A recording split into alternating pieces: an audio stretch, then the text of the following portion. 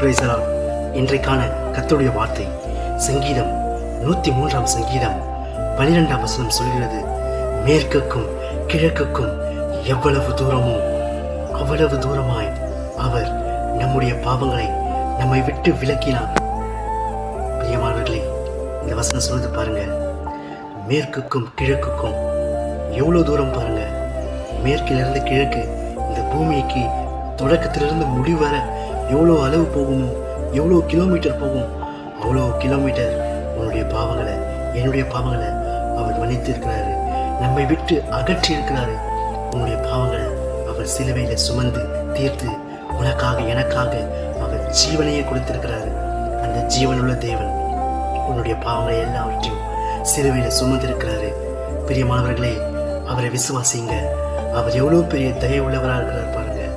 நம்ம எவ்வளோ பாவம் செஞ்சிருப்போம், எவ்வளோ அக்கிரமம் மீறுதல்கள், எவ்வளோ தேடி தேடி போய் செய்த பாவங்கள்லாம் இன்றைக்கு அவர் நம்மை விட்டு விலக்கினார் என்று வசனம் சொல்றது பாருங்க.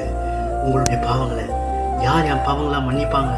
இந்த உலகத்தில் எத்தனையோ பேர் இருக்கிறாங்க, என் பாவத்தை யாரும் மன்னிக்க மாட்டாங்க. உள்ளத்தில் நீங்கள் சொல்லிக் கொண்டிருக்கலாம். பாவங்களை மன்னிக்க மனுஷகுமாரன் ஆண்டவராகிய இயேசு கிறிஸ்து இருக்கிறார். அவரை விசுவாசிங்க, நிச்சயமாக உங்கள் பாவங்கள் மன்னிக்கப்படும்.